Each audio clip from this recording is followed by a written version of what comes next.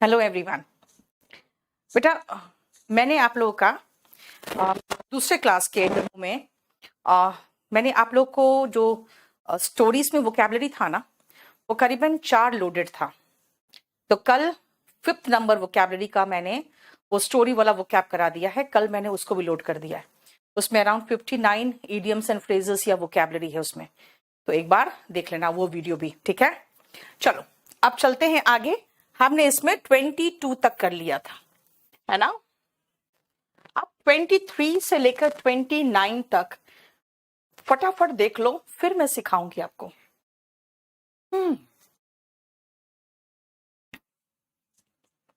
जल्दी 23 से लेकर 29 तक देख लो। आशुतोष, आज जो मैंने वीडियो अपलोड किया है ना बेटा, वो एक स्टोरी में आपको अराउंड 59 वोकैबुलरी सिखाया है, वो कराया है बेटा। वो मैं विशु बेटा, वो मैं सब में नहीं कराती हूँ। आप में देखोगे ना, करीबन 4 स्टोरीज पहले से लोडेड होंगे, ठीक है ना। अच्छा, वो कैब स्टोरी का पीडीएफ दिए हो? शाहीन मांग रही है, नहीं दिए उसमें। क्या हो गया? चलो कर दे रहे हैं शाहीन। अगर पीडीएफ लोड नहीं हुआ तो करवा दे रहे अभी। चलो देख लिया, सुनो।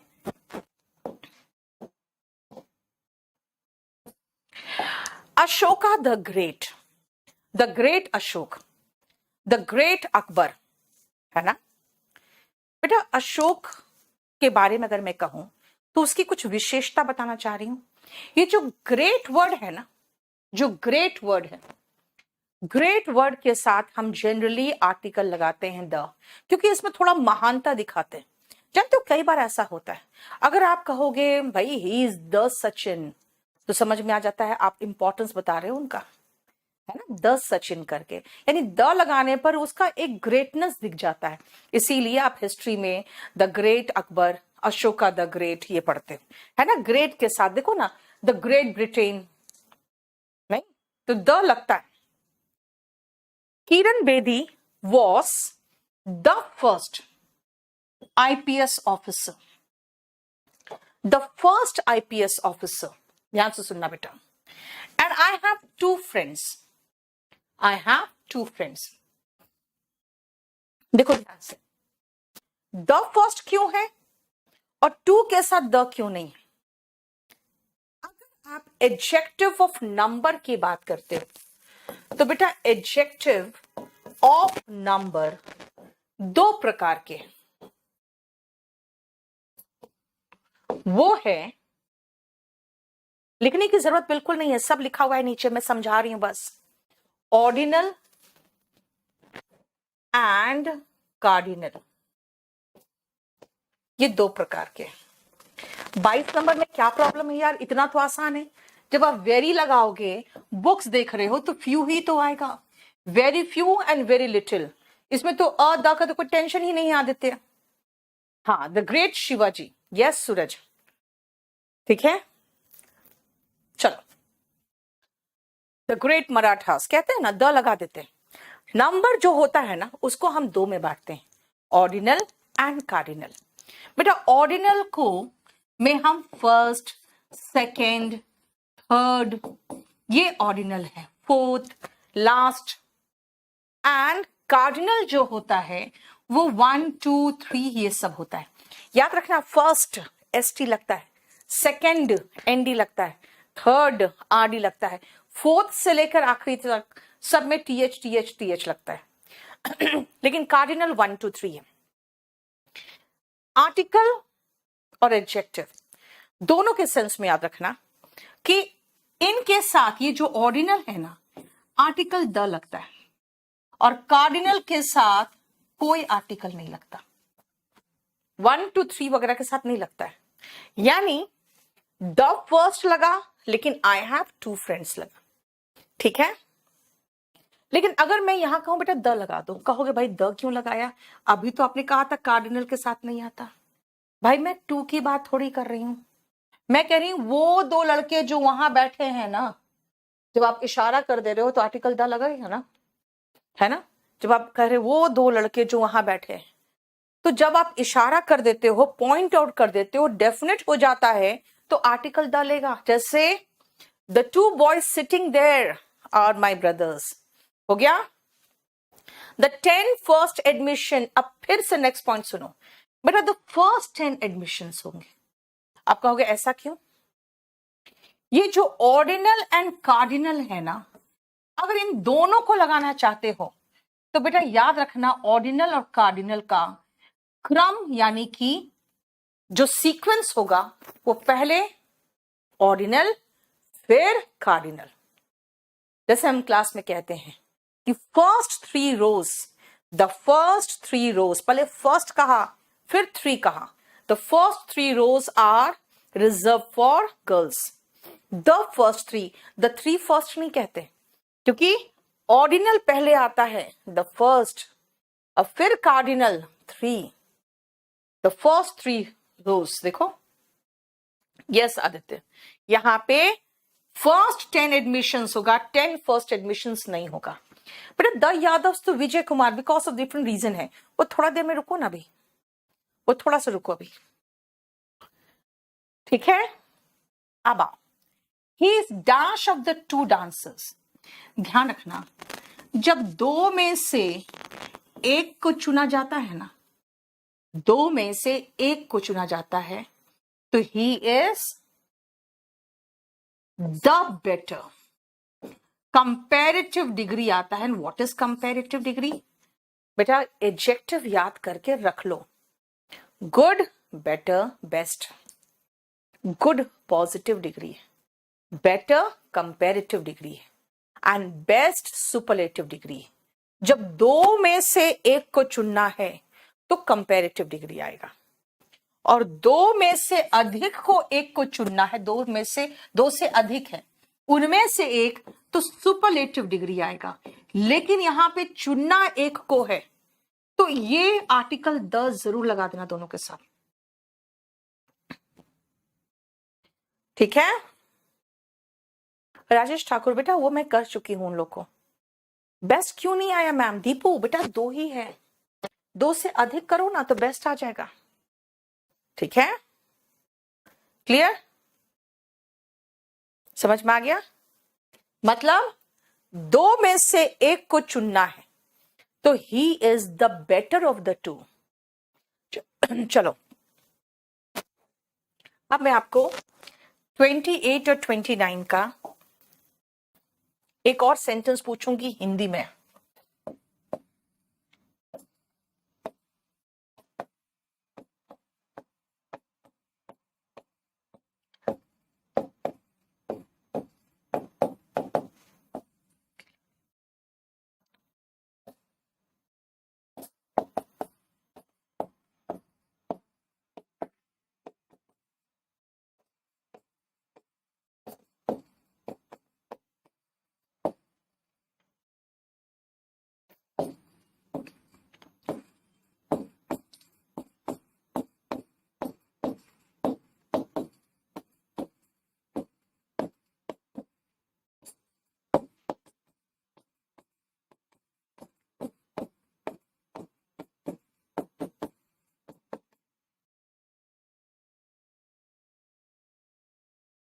दो से अधिक के बीच हो सूरज तो बता दिया, superlative degree. Comment screen is on the bottom, मतलब जरा आज मैंने आपका तो स्क्रीन पता क्या करवाया, दूर रहता था ना तो ठीक से दिखता नहीं था, तो मैंने उसको हटा के इधर लगवा लिया, ठीक है। तो आज मुझे प्रॉब्लम नहीं हो रहा है, नहीं तो दूर से ऐसे पढ़ना पड़ता था और फिर बकवास कमेंट करते थे तो गुस्सा आता था। बट अब क्या है, अब ज्यादा प्रॉब्लम नहीं है। दीपू एक एक बार लिखो ना बेटा। एज वेल एज का मतलब बेटा विशाल सेम निकलता है जैसे एंड, लेकिन वहां पे सब्जेक्ट वर्ब एग्रीमेंट में वर्ब पहले सब्जेक्ट के अकॉर्डिंग चलता है, वरना मीनिंग तो सेम है एंड का। Yes, very good. वह दोनों खिलाड़ियों में से ज्यादा समझदार है। दोनों खिलाड़ी में से ज्यादा समझदार, 2 की बात होगी तो comparative degree. He is the लगा देना। समझदार का इंग्लिश होता है wise, wiser, wisest. Yes Om Prakash, बिल्कुल सफिशिएंट है। Wiser of the two players. He is the wiser of the two players. हाँ? ठीक है. यस, मेरे सभी अनुभवों में सबसे खराब था. This was the, अब आओ सबसे खराब. Bad, verse, worst. अन्नपूर्णा सबका पीडीएफ लोड करके रख दो ना यार. पूरा डिटेक्टिंग एरर, सेंटेंस इंप्रूवमेंट पूरा लोड कर दो. अपने आप देखते रहेंगे ये लोग. दिस वॉज द वर्स्ट, सबसे गंदा, ऑफ ऑल द एक्सपीरियंस, यानी 2 से अधिक होगा तो superlative degree plus article the. 2 होगा तो comparative degree plus article the. ठीक है, क्लियर?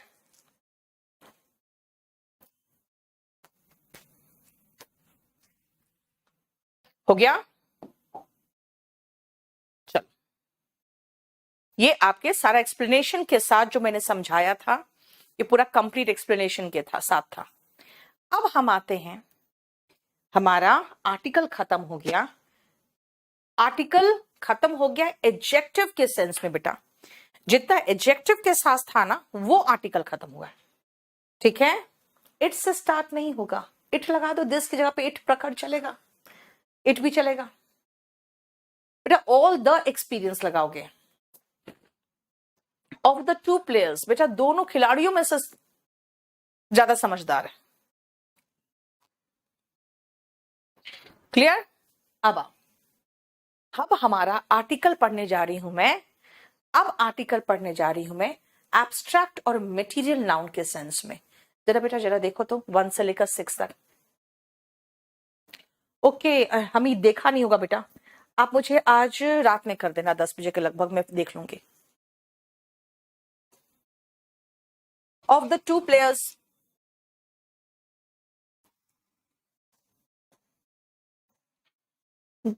गुजरी बेटा, बिल्कुल तो 2 प्लेयर्स लगाई मैंने. जरा देखो 1 से लेकर 6 तक, फिर समझाती हूँ. हिमांशु बेटा वॉल्यूम 1 से कर चुके हो, अब खाली प्रीवियस से क्वेश्चन पेपर देख लो, ज्यादा जरूरी नहीं. Om Prakash, next last ordinal. Himanshu नहीं, ऐसा तो नहीं है. लास्ट बट नॉट लीस्ट के साथ नहीं लगता है. अरे द कब नहीं लगता हो, मैं बताती हूं. जब आप एडवर्ब के रूप में लगाना चाहोगे, जैसे ही केम नेक्स्ट, ही केम लास्ट, अभी नहीं. अभी आप एडजेक्टिव एडवर्ब नहीं पढ़े हो कि कहां नहीं लगेगा, वो मैं बता पाऊं. समझदार को वाइज कहते हैं. ठीक है अजय, इसमें वॉल्यूम 1 पढ़ने की आपको जरूरत नहीं है. वॉल्यूम 1 से रिलेटेड पढ़ने की जरूरत नहीं है. वॉल्यूम 1 से ज्यादा ग्रामर में पढ़ा दे रही. अब मुझे अब डिस्टर्ब मत करो. चलो, beauty lies in the eyes of the beholder. ध्यान से सुनना बेटा. Beauty lies in the eyes of the beholder में ब्यूटी क्या है? Abstract noun. आप कहोगे मैम एब्स्ट्रैक्ट नाउन क्या होता है? बेटा एब्स्ट्रैक्ट नाउन वो नाउन होता है जिसको आप छू नहीं सकते हो, महसूस कर सकते हो. जैसे कि सुंदरता. सुंदरता क्या है? एब्स्ट्रैक्ट नाउन है. अब एक बात बताओ, जो चीज छू नहीं सकते उसका गिनती भी नहीं कर सकते, तो उनके साथ ए और एन लगा पाओगे? बिल्कुल नहीं. इसीलिए ब्यूटी के साथ अ ब्यूटी नहीं आया. द ब्यूटी ऑफ कश्मीर, जहां पे ब्यूटी कश्मीर के सेंस में आ रहा है, तब द ब्यूटी ऑफ कश्मीर है. विज का मतलब होता है बेटा के संबंध में. यानी अब एब्स्ट्रैक्ट और मटेरियल नाउन के संबंध में हम आर्टिकल देखने जा रहे हैं. यानी beauty lies in the eyes of the beholder का मतलब हो गया कि देखने वाले के आंख में सुंदरता बसती है. कई बार देखते हो कुछ ऐसी चीजें जो दूसरों को सुंदर लगे, आपको सुंदर ना लगे, यानी देखने वाले की आंख में सुंदरता है ना?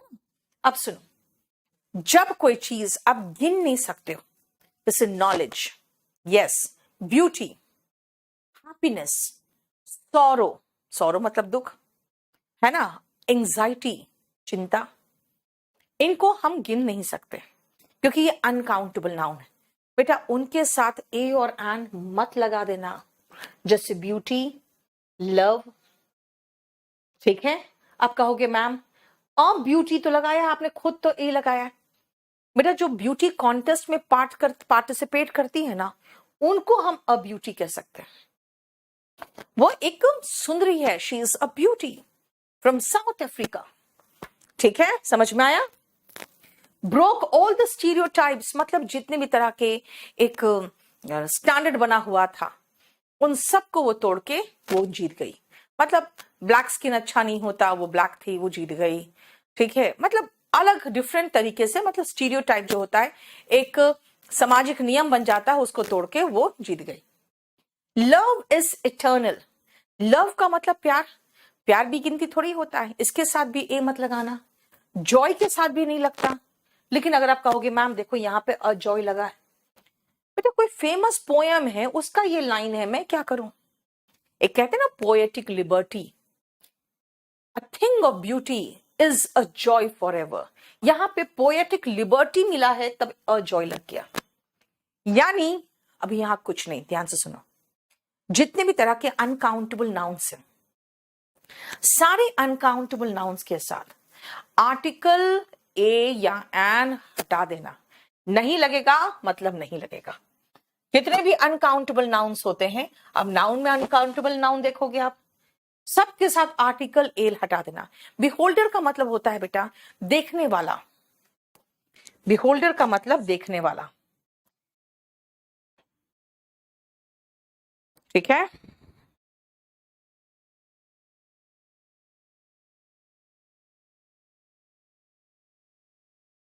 बेटा स्टीरियोटाइप का मतलब एक फिक्स्ड आइडिया, एक फिक्स्ड आइडिया,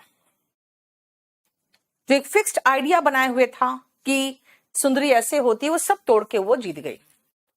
ठीक है, अब क्या कहा मैंने, ऑफ कोर्स कोमल सफिशिएंट है। तुम लोग अननेसेसरी क्वेश्चन अब मत करो, सुनो ध्यान से। मैंने कहा आपको अनकाउंटेबल नाउन जैसे कि सुंदरता, जैसे कि लव, इनके साथ आर्टिकल ए और एन मत लगाना। क्यों?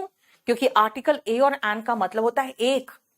कभी कहोगे एक सुंदरता, एक ज्ञान, एक खुशी, एक दुख, नहीं भाई, जो अनकाउंटेबल उसको थोड़ी कहेंगे, राइट। लेकिन अगर आप ए लगा रहे हो, इसका मतलब है कि आपका मीनिंग कुछ और है। अब ब्यूटी मतलब एक सुंदरी। अब अ जॉय क्यों लगा है, ये एक पोयम में है कि कोई सुंदरता की वस्तु जो होती है ना, वो खुशी के लिए एक साधन बन जाता है फॉर एवर। यानी यहां पे अ जॉय फॉर एवर का मतलब खुशी का एक वस्तु। भाई पोयम है ये, मैं क्या करूं इसको। द द चलेगा यार, द से कोई फर्क नहीं पड़ता। जब इधर ऑफ होता है ना तो इधर एक आर्टिकल आता ही आता है। जब ए और एन नहीं आएगा तो द आ जाएगा। ठीक है, और अब आते हैं मटेरियल नाउन, यानी आर्टिकल मटेरियल नाउन के संबंध में, विजा विज मतलब संबंध में। हम मटेरियल नाउन के संबंध में देखते हैं। एक सोना, एक चांदी, एक पीतल कहोगे? बिल्कुल नहीं कह सकते। क्यों? क्योंकि आर्टिकल ए और एन थोड़ी आएगा भाई, एक सोना एक चांदी थोड़ी कहते हैं। तो क्या करूं, हटा दूं। हाफ गोल्ड हाफ कॉपर, ये जो एलॉय है ये आधा गोल्ड और आधा कॉपर से बना है। देखो आसान है। यानी क्या पढ़ा हमने, हमने ये पढ़ा कि जिन नाउन्स को हम छू नहीं सकते, सिर्फ दिल से महसूस कर सकते हैं, उनके साथ ए और एन नहीं आएगा। और जितने मटेरियल नाउन्स हैं उनके साथ भी ए और एन नहीं आएगा। अब है, अभी मैं पढ़ाया नहीं बेटा मनी, इसीलिए आप उसमें देखना, नाउन में देखना।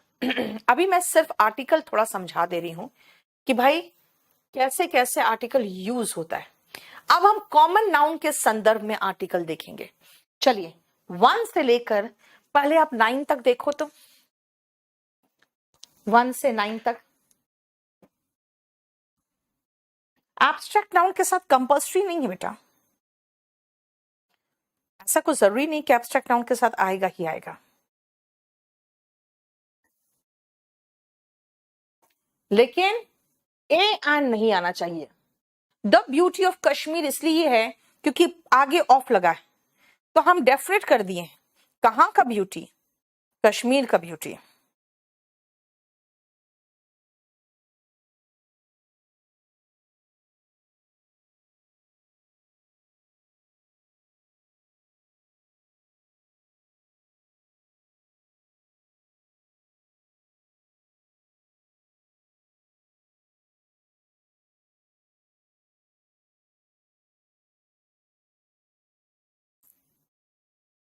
हो गया? चल नेक्स्ट सुनो। A dog is a faithful animal. बेटा एक बात बताओ, यहां कोई एक कुत्ते की बात है?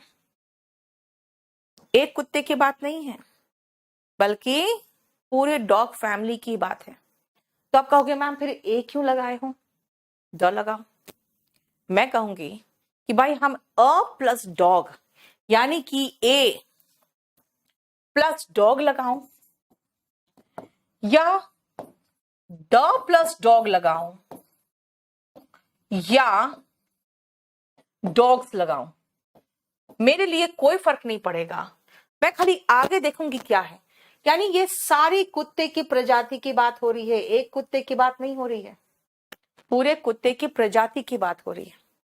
A dog is a faithful animal मतलब है कि डॉग वफादार प्राणी होता है।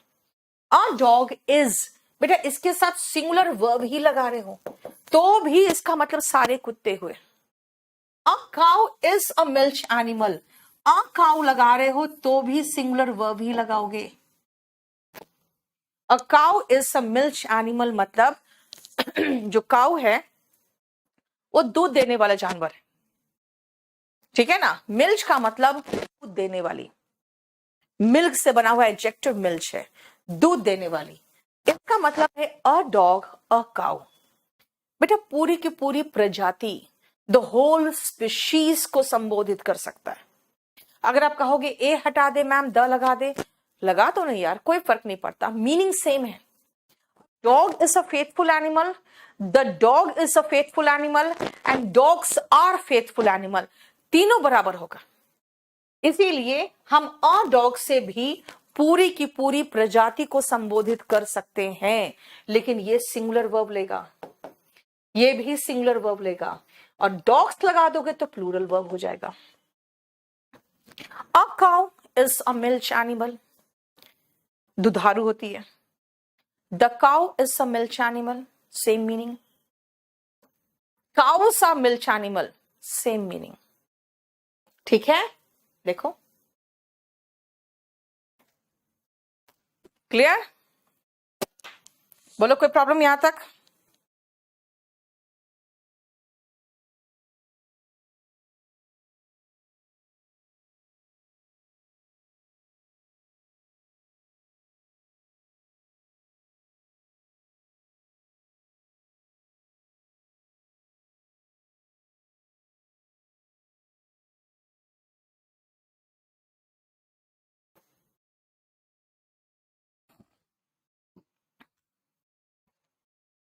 हो गया?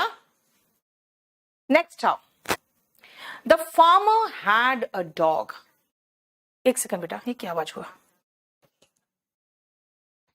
The farmer had a dog, यहां पे अ डॉग कौन है? बेटा ये कहना चाह रही हूं फार्मर के पास एक कुत्ता था, जो फार्मर था उसके पास एक कुत्ता था, यानी कि हम यहाँ पे एक डॉग की बात कर रहे हैं, हम किसी एक डॉग की बात कर रहे हैं। फिर यहां क्या बात कर रहे हैं भाई? पूरी प्रजाति की बात कर रहे हैं, द होल स्पीशीज की बात कर रहे हैं, द डॉग और द रिच। आप गुजरी ने बहुत अच्छा क्वेश्चन पूछा है। बेटा सुनो, द के बाद जब रिच लगाए थे ना बेटा, ये रिच एडजेक्टिव था और ये हमेशा प्लूरल वर्ब ले रहा था, और इसका मतलब सारे अमीर लोग थे, उसका मतलब सारे अमीर लोग थे ही थे। लेकिन अ डॉग का मतलब एक कुत्ता भी हो सकता है और डॉग का मतलब पूरे कुत्तों की प्रजाति भी हो सकती है, ठीक है, दोनों हो सकती है।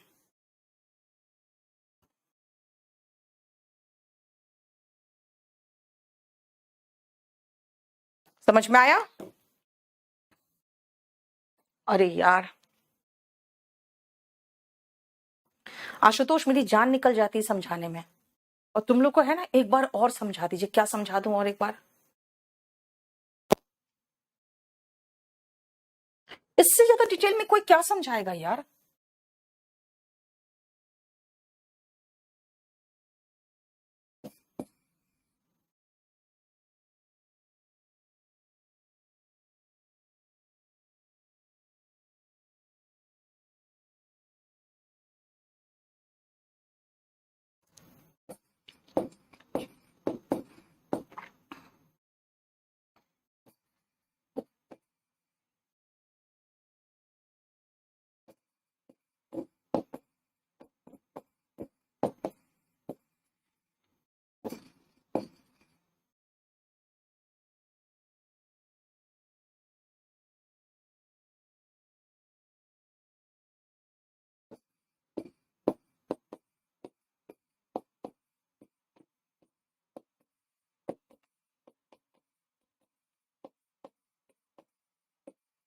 चलो इन दोनों का बनाओ। हाँ, फेथफुल एडजेक्टिव है दिव्या।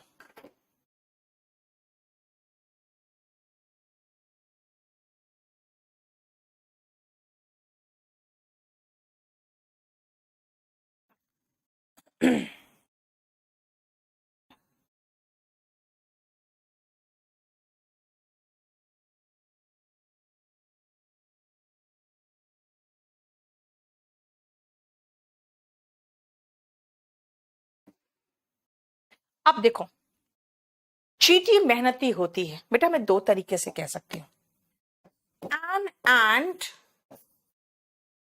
Is laborious. यहां पे एन के बदले में द भी लगा सकते हैं, द एंट इज लेबोरियस। या फिर मैं सीधा कह दूं एंट्स आर लेबोरियस। जो मैंने आपको नहीं कहा, अ डॉग, द डॉग और डॉग्स तीनों लगा सकते हैं।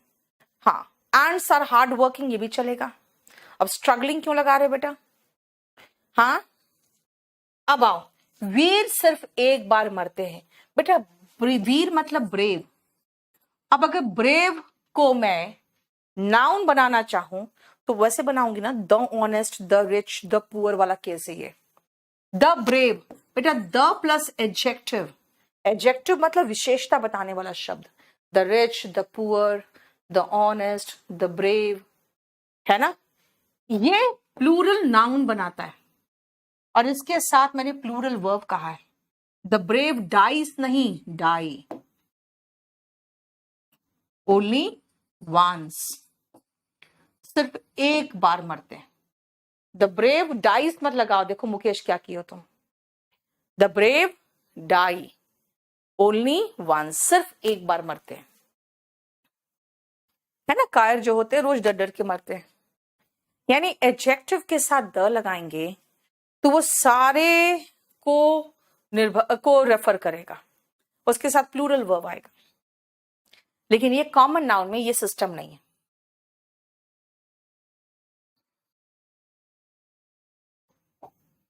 अब आओ, अ cow is grazing in the field. बेटा यहां मतलब एक गाय है, मतलब अ काउ से हम पूरी प्रजाति को भी रेफर कर सकते हैं, और अ काउ से हम किसी एक गाय को भी कह सकते हैं।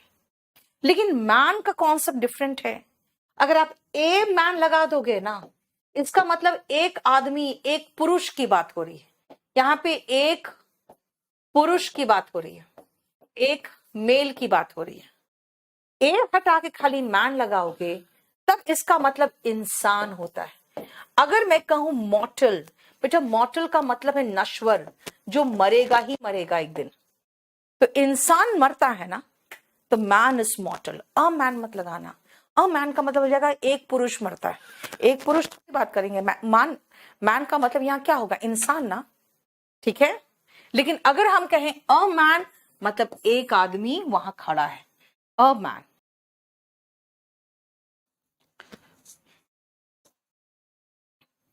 समझ में आया? मैन का मतलब इंसान, अ मैन मतलब एक पुरुष, द मैन कोई मैन होगा जो डेफिनेट मैन की बात कर रहे हैं, द मैन स्टैंडिंग देयर, जो वहां खड़ा है, डेफिनेट हो गया। एंड मतलब एन एंट, एक चींटी या चींटी की पूरी प्रजाति भी हो सकती है, डिपेंड करता है सेंटेंस में क्या लिख रहे हो। एन एंट इज लेबोरियस, ये पूरी प्रजाति की बात हो रही है। एन एंट बिट मी, इसका मतलब एक चींटी है। समझ में आया? अब आओ 7th 8th 9th, सुनना ध्यान से बेटा। अगर मैं ये कहूं कि छोटे बच्चे स्कूल जाते हैं, स्कूल जाते हैं, यहां पे हम स्कूल का मतलब पढ़ाई से रिलेटेड बात कर रहे हैं। मेरा मतलब प्राइमरी पर्पस है। प्राइमरी पर्पस स्कूल का क्या है? जो उसका मेन उद्देश्य होता है स्कूल का, वो क्या होता है? एजुकेशन। क्या हुआ? एक सेकेंड, कौन रहा था?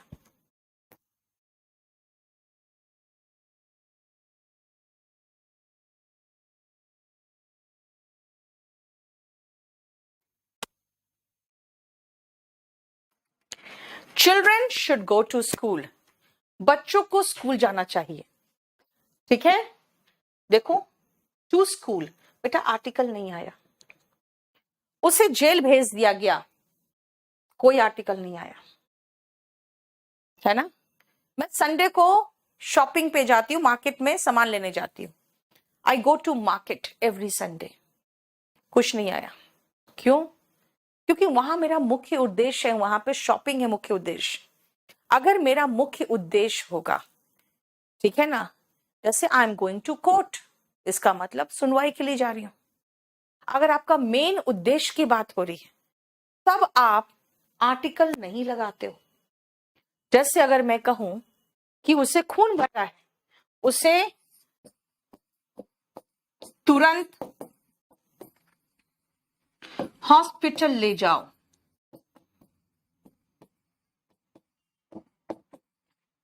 क्या कहूं इसको इंग्लिश में बोलो तो?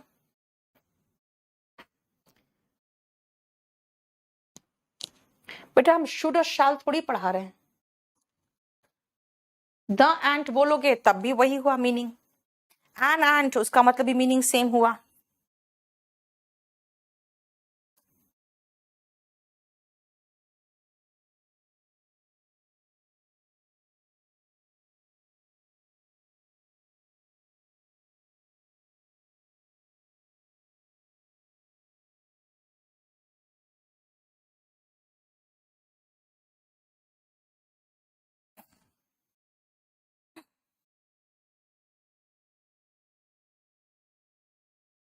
हो गया।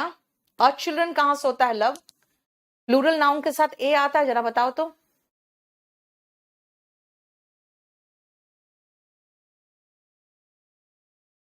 Yes, take him to hospital immediately. क्यों बेटा?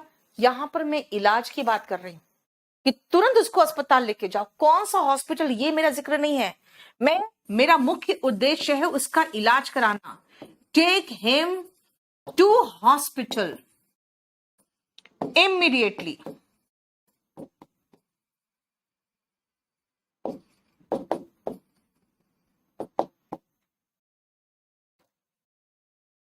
ठीक है, take him to hospital immediately मतलब उसे तुरंत अस्पताल ले जाओ। इसका मतलब हुआ कि जब मैं किसी प्लेस का नाम लूं और मेरा मकसद उस प्लेस का प्राइमरी पर्पस है, तब हम आर्टिकल नहीं लगाएंगे। तो फिर आर्टिकल कहां लगेगा वो जरा देखो 9th में।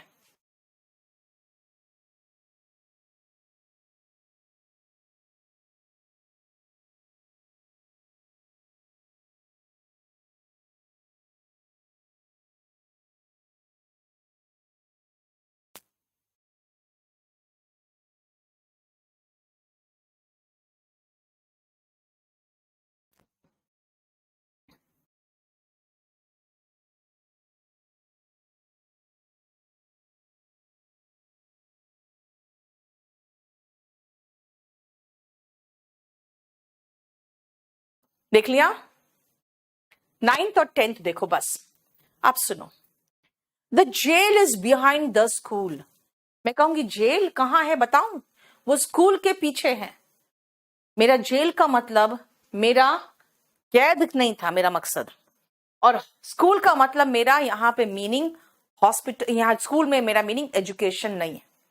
जब हम लोकेशन की बात कर रहे हैं, जब हम हॉस्पिटल के पास स्कूल है, स्कूल की बात, स्कूल एक अस्पताल के नजदीक है। यहां हम लोकेशन की बात कर रहे हैं, हम बिल्डिंग की बात कर रहे हैं, हम उसके प्रेमिसेस की बात कर रहे हैं। मेरा मतलब प्राइमरी पर्पस नहीं है। प्राइमरी पर्पस होता तो मैं आर्टिकल लगाती। अब मुझे बताना,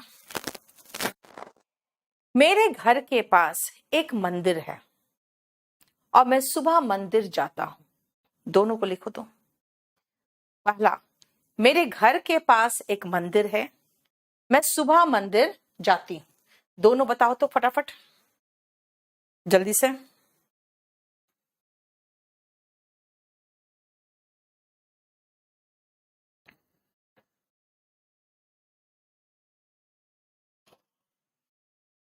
मेरे घर के पास एक मंदिर है, मैं सुबह मंदिर जाती हूं। पहला, मेरे घर के पास एक मंदिर है, बेटा लोकेशन है। There is a temple. एक मिनट रुकना बेटा, एक सेकंड रुको बेटा, जा देना भले।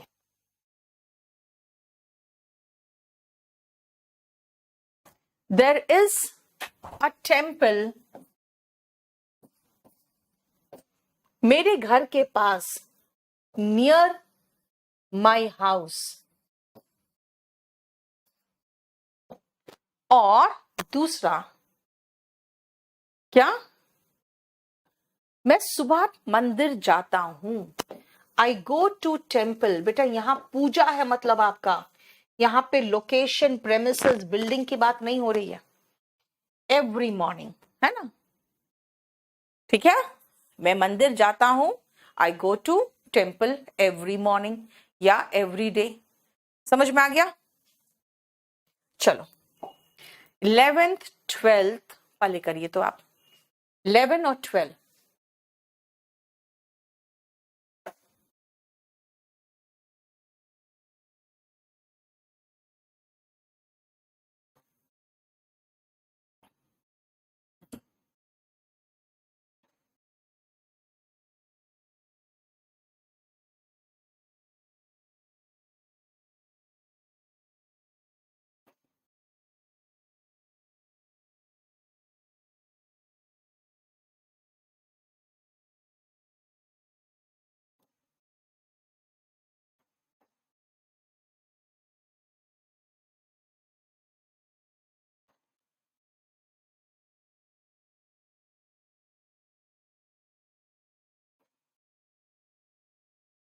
ठीक है,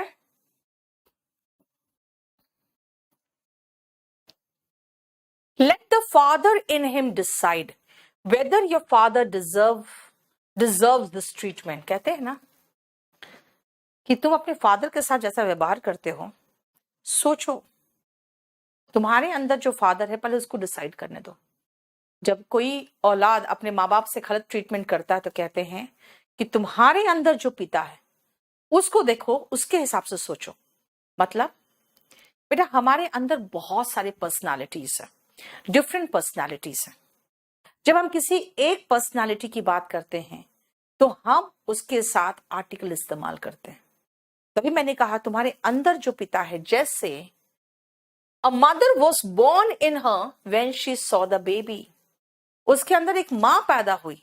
एक पर्सनालिटी की बात कर रही हूं मैं। जब भी किसी व्यक्ति के अंदर कोई पर्सनालिटी की बात करोगे, आप उसके साथ आर्टिकल लगाते हो। यानी जब एक व्यक्ति के अंदर किसी मौजूद एक पर्सनालिटी की बात करते हैं, जब आप किसी लड़की के साथ बदतमीजी करते हो तो आपके अंदर जो भाई है उसके हिसाब से सोचो, है ना? Let the brother in you decide whether this is right और wrong. Let the brother in you, यानी जब किसी व्यक्ति के अंदर मौजूद किसी एक पर्सनालिटी की बात करते हो तब हम आर्टिकल द लगाते हैं।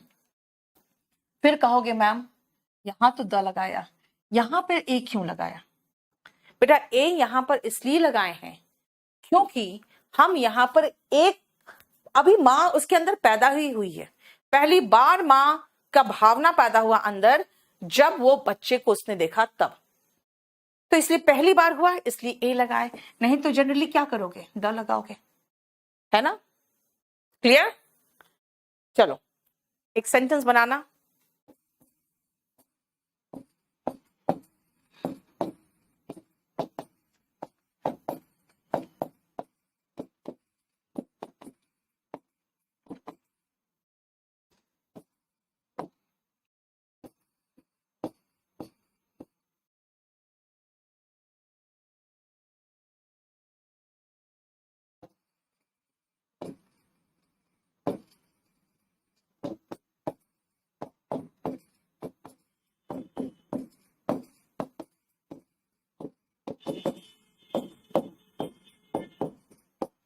उसके अंदर जो भाई था वो ईव टीजिंग को बर्दाश्त नहीं कर पाया।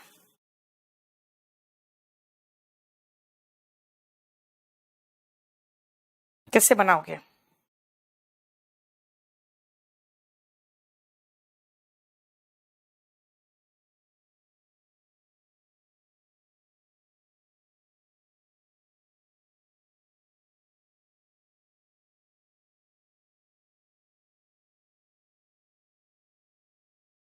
बताओ।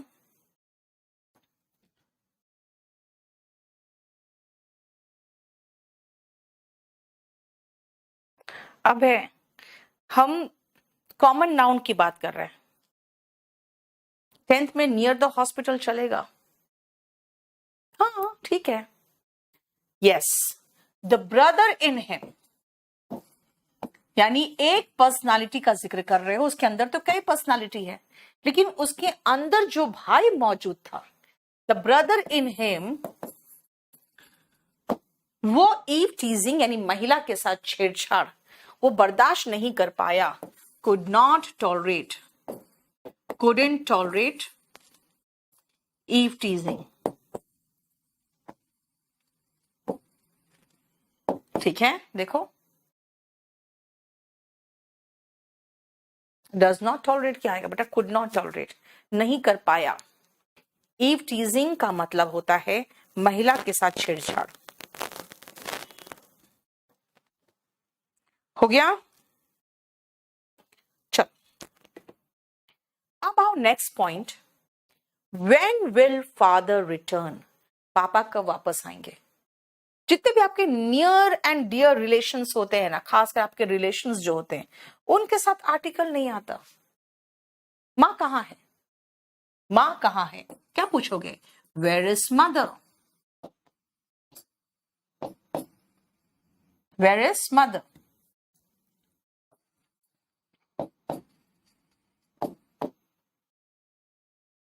है ना? क्लियर? यानी कि जब आप ऐसे ही अपनी रिलेशन की बात कर रहे हो, बेटा मैं कह रही हूं उसके अंदर जो पिता था तब मैंने लगाया द फादर द मदर, है ना? लेकिन यहां पर मैं सीधा सीधा कहूंगी माँ कहाँ है। अब मैं कोई पर्सनालिटी की बात नहीं कर रही हूं उसके अंदर मौजूद, ये रिश्ते की बात कर रहे हैं। जितने रिलेशंस होते हैं ना, नियर एंड डियर रिलेशंस, उनके साथ आर्टिकल नहीं लगता बेटा। आई ई का मतलब होता है दैट इज, ठीक है? मतलब इसका अर्थ है व्हेन विल फादर रिटर्न हो गया, take me to the station, याद रखना station, bus stand, circus, theatre, cinema hall, इन सब के साथ हम जनरली आर्टिकल द लगाते हैं। इन सब के साथ जनरली हम आर्टिकल द लगाते हैं।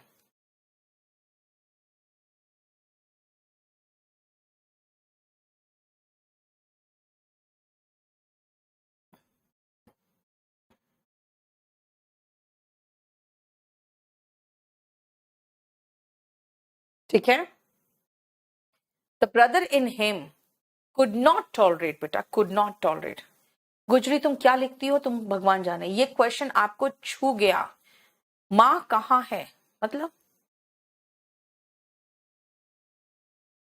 भैया क्या लिखती हो, पहले अपने आप पढ़ के देखो तुम लिख क्या रही हो, तुम्हें समझ में आ जाए तो फिर मुझे समझ में आएगा। सुनो, मैंने कहा जनरली स्टेशन के साथ आर्टिकल द आता है, लेकिन जब उस स्टेशन के नाम के साथ एक प्रॉपर नाउन लगा दे रहे हो, एक प्रॉपर नाम लगा रहे हो, न्यू दिल्ली रेलवे स्टेशन, तब आप कोई आर्टिकल नहीं लगाओगे। ठीक है। वैसे ही सर्कस के साथ द आता है, is going to the circus. लेकिन अगर मैं जेमिनी सर्कस कहूं तो नाम ले लिया जेमिनी सर्कस, आर्टिकल नहीं आएगा। यानी आर्टिकल का प्रयोग तब नहीं करोगे, है ना, जब वो किसी प्रॉपर नाउन के साथ आ रहा है। ठीक है। समराइज करो। ए प्लस कॉमन नाउन पूरे के पूरे प्रजाति को डिनोट कर सकता है। जैसे पहले में पूरी डॉग को और दूसरे में पूरे पूरे सारे गाय को डिनोट कर रहा है। लेकिन ए प्लस डॉग अ काउ, इसका मतलब कोई एक गाय या एक काउ की भी बात हो सकती है। लेकिन मैन के साथ आर्टिकल नहीं लगाओगे तो मैन का मतलब इंसान, मैन लगा दोगे इसका मतलब एक आदमी, एक पुरुष की बात हो रही है। जब आप स्कूल, जेल, हॉस्पिटल, मार्केट के आगे आर्टिकल नहीं लगाते हो, तब वो क्या उसका प्राइमरी पर्पस डिनोट करता है। जैसे टेक हिम टू हॉस्पिटल मतलब इलाज के लिए ले जाओ। लेकिन अगर आर्टिकल लगा रहे हो तो उसका लोकेशन, बिल्डिंग इत्यादि की बात कर रहा है। आपके अंदर एक भाई है, एक पिता होगा, एक ऑफिसर होगा, अभी एक बेटा है, तो आपके अंदर जो मौजूद पर्सनालिटी है, अगर उसी की बात करनी है, एक किसी पर्सनालिटी को उठा के, तो हम आर्टिकल द लगाते हैं। अगर वो पर्सनालिटी पहली बार पैदा हो रही है आपके अंदर, तो आप उसके साथ ए लगा सकते हो।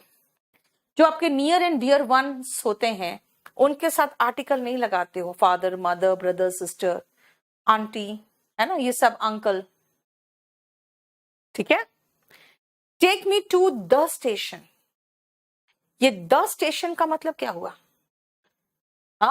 The station, the bus stand, the theatre, the terminal, the circus, the cinema hall, इनके साथ जनरली आर्टिकल द आता है। लेकिन अगर उसके पहले एक प्रॉपर नाउन आ जाए तो कोई आर्टिकल नहीं आएगा। ठीक है।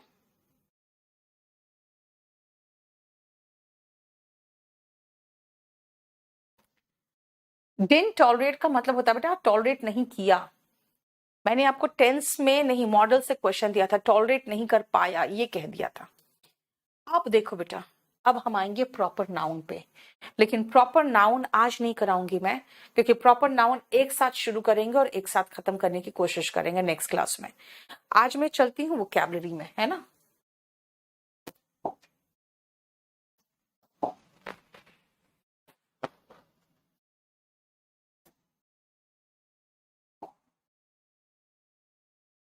वोकैबुलरी में हम लोग कहाँ थे? अंजलि, ये सब सेंटेंस नहीं यूज करते बेटा। द सन इन हिम होगा वहां पे, क्योंकि पेरेंट्स से बदतमीजी बर्दाश्त नहीं कर पाए, ये कहना चाह रहे हो ना।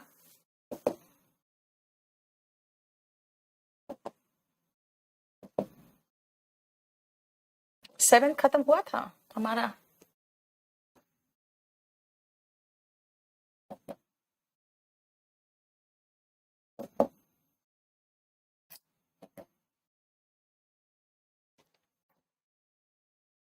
शीट 7 चल रहा था ना।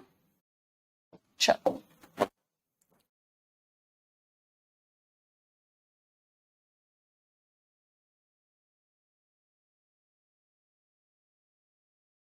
हम्म 30 से शुरू होगा, 29 तक हो चुका था। ठीक है। चलो, अब आते हैं नेक्स्ट पेज में। Rule with an iron fist. बेटा फिस्ट का मतलब होता है मुट्ठी, और आयरन का मतलब हुआ लोहा। भाई लोहे के मुट्ठी के साथ जैसा, या फिर लोहे के हाथ से रूल करना, इसका मतलब सख्त तरीके से रूल करना। बहुत सख्त तरीके से। देखो, to rule with complete authority, ये कह सकते हैं to be a dictator, to be a despot, मतलब बहुत सख्त तरीके से जब आप रूल करते हो ना, तो आप रूल करते हो विद एन आयरन फिस्ट। जैसे अगर मैं कहूं कि सद्दाम हुसैन बहुत ही सख्ती के साथ राज करते थे, है ना। सो you can say Saddam Hussein ruled with an iron hand या ruled with an iron fist, ठीक है। Strike while the iron is hot, बेटा आयरन अगर हॉट होता है ना, अगर लोहा गर्म होता है तो देखोगे आयरन हॉट होता है तो उसको जैसे पीट के ढालना चाहोगे वैसे ढल जाएगा, ठंडा रहेगा तो टूट जाएगा। तो strike while the iron is hot का मतलब है to do something while there is still a good chance to do it, कुछ ऐसा करना जो उस समय अच्छा चांस हो और उसको जीतने का या उसको कामयाबी हासिल करने का, यानी to do something while there is still a chance to get, मतलब क्या कहते हैं उसको, विक्ट्री। एक और कहावत है,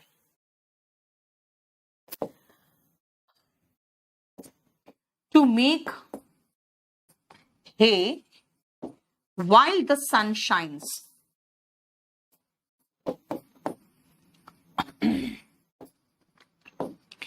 यानी ऐसे समय पर हे बनाना। हे मतलब होता है ना जो सुखाते हैं ना, क्या कहते हैं, जो जानवरों को खिलाते हैं, पुआल। तो जब देखोगे एकदम हॉट धूप में अगर सुखाओगे तो बिल्कुल गोल्डन गोल्डन पुआल बन जाता है, जो जानवरों को देते हैं चारा के रूप में। लेकिन नहीं, अगर पानी में सुखा दोगे जब बारिश हो रही है तो उस समय वो क्या होगा, खराब हो जाएगा, सड़ जाएगा। तो इसलिए कहते हैं कि सही समय पर काम करना, जब जो काम होना चाहिए उस सही समय पर, ठीक है। हिमांशु बाद में बताएंगे, अब ये बीच में मत पूछा करो कुछ। आयरन्स इन द फायर, ध्यान से सुनो क्या है। फायर का मतलब आग। आयरन्स इन द फायर क्या है बेटा, आयरन के रॉड्स फायर में तभी डालते हैं जब आपको उस पर काम करना है। जब जो लोहार होता है ना, जितने आयरन्स पर काम करना होता है उतने आयरन्स को फायर में डाल के रखते हैं, क्योंकि आपको पता है ना गर्म आयरन ही तो ढलेगा किसी रूप में, यानी कि इतना लोहा पे उनको काम करना है तो उतने लोहे के छड़ वो आयरन में डाल के रखते हैं, सॉरी आग में डाल के रखते हैं। सो आग डाल के रखते हैं, सॉरी आग में डाल के रखते हैं। सो आयरन्स इन द फायर का मतलब होता है कि हाथ में जो काम हो वो।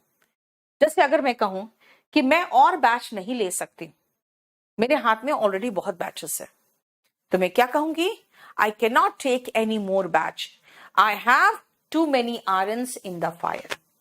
आई have too many irons in the fire मतलब मेरे हाथ में और भी कई काम है, ठीक है।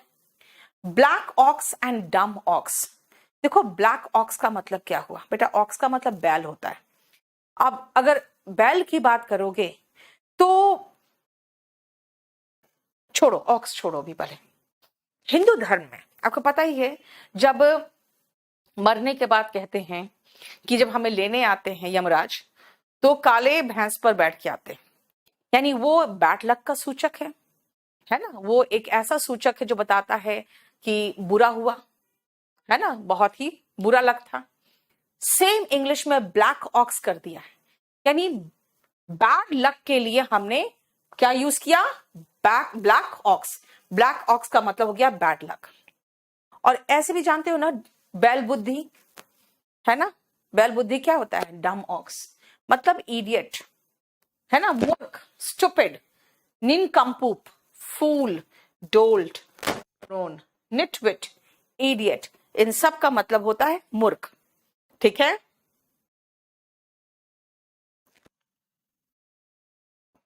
यस विशु, इसका मतलब होता है मूर्ख। The ox in the ditch, बेटा डिच का मतलब क्या है, गड्ढा।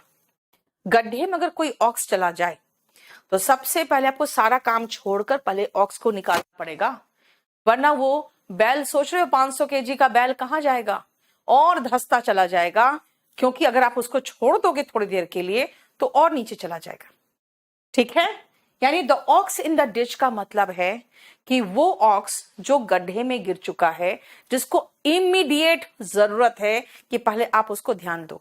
जैसे कोविड जब आया तो कह सकते हो it was the ox in the ditch. सारा काम काज छोड़कर क्या करना पड़ा, पहले तो कोविड से निपटना पड़ा, सब कुछ बंद। टू प्ले ट्रुएंट, बेटा ट्रुएंट वो व्यक्ति होता है जो बिना परमिशन के एब्सेंट हो। टू प्ले ट्रुएंट का मतलब है to be absent without permission. भाई नए नए जॉकरी ज्वाइन किए हो और तुम जब तब एब्सेंट कर जाते हो, तो मैं क्या कहूंगी, you have joined the office recently and you are playing truant, है ना। तुम हर दूसरे दिन एब्सेंट कर जाते हो बिना परमिशन के। इसका मतलब है to stay away from school और वर्क विदाउट लीव और एक्सप्लेनेशन। ठीक है बेटा, इतना सिनोनिम अभी लिख नहीं रहे थे हम शाहीन। हाँ, क्योंकि हम ऑलरेडी इडियट का सिनोनिम बहुत जगह पे हम पढ़ा चुके हैं आपको। इसका सिनोनिम होगा, yes very good Gujari, very good, French leave.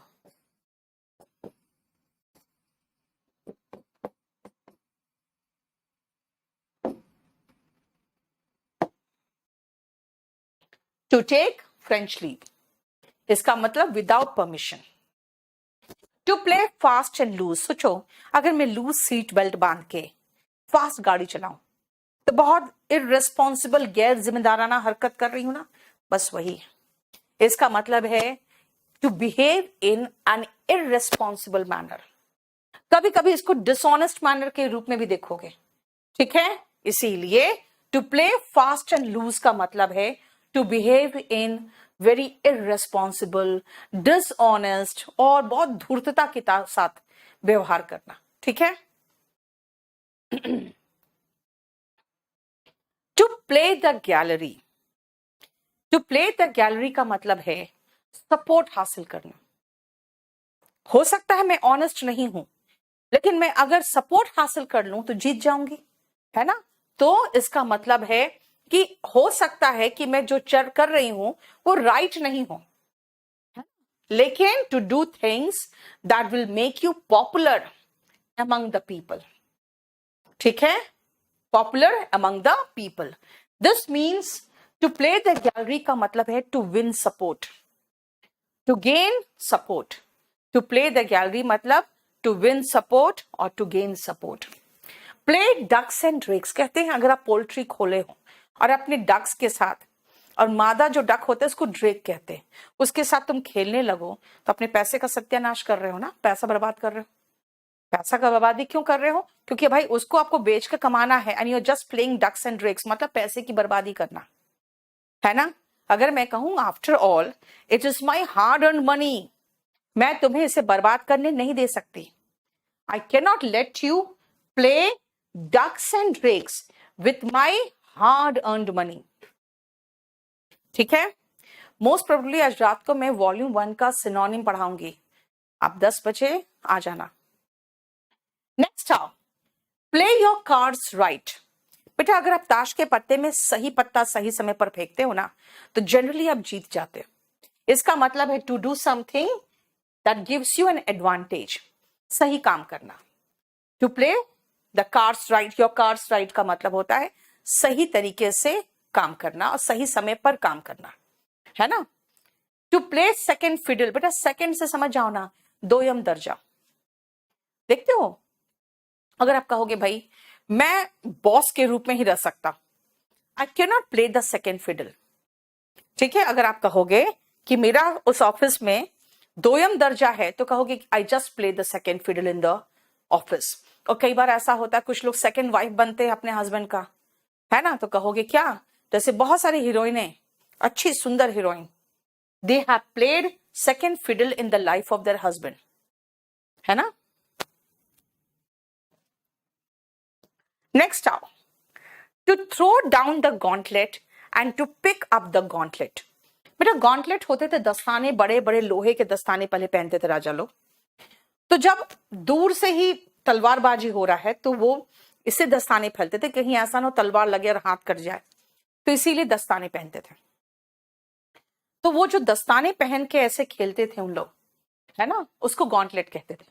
लेकिन जब एकदम पास कोई आ गया और वो बस इतना नजदीक आ गया है कि अब कुछ नहीं कर सकते, अब हमको तलवार फेंक कर हाथ से लड़ना पड़ेगा, तो वो लोग क्या करते थे ना, अपने दस्ताने उतार के ऐसे फेंकते थे।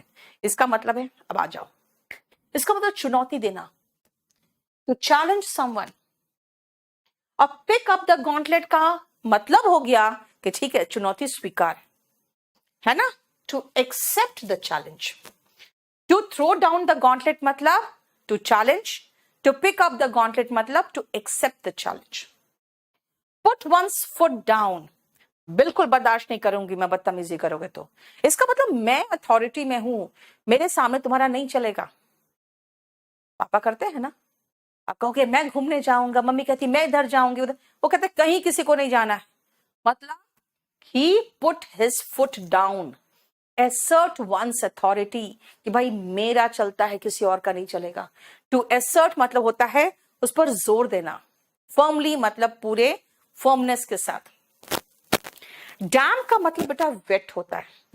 स्क्विब एक छोटा सा पटाखा होता है, पुटपुटिया टाइप का, ठीक है। तो डैम स्क्विब का मतलब होता है भाई फुस करके रह गया, कुछ नहीं, अच्छा परफॉर्मेंस नहीं दिए। मान लो अगर कोई पार्टी हारती है तो दूसरी पार्टी क्या कहेंगे, और लोग क्या कहेंगे कि भाई इस बार इलेक्शन में so and so party proved to be a damp squib, यानी कि इंप्रेशन, बढ़िया इंप्रेशन नहीं छोड़ पाया, टू लीव पुअर इंप्रेशन। देखो इसको इतना बड़ा लिखने के बदले में हम चाहे तो एक छोटा सा लिख सकते हैं, dam squib is poor impression.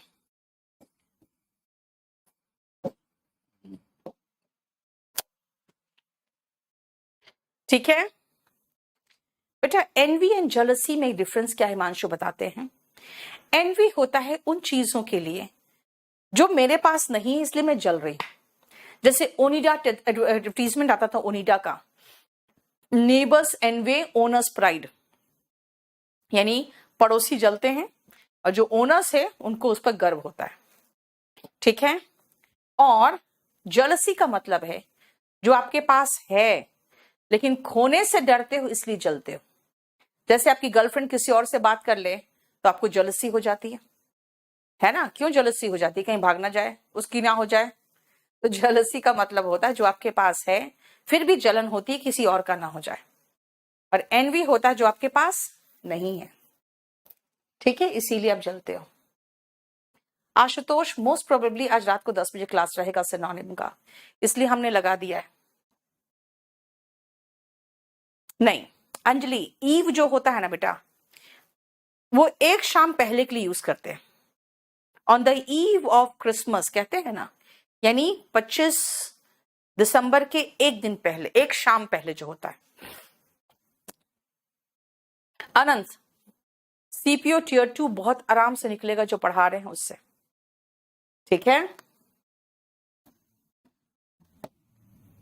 हो गया। देखो बस 45 तक ही था ना, बस 45 तक ही था ना। ये हमारा ये शीट कंप्लीट है, मैं अभी लोड करवा दूंगी और नेक्स्ट शीट अब नेक्स्ट क्लास में करेंगे। क्या पूछ रहे हो, पूछो।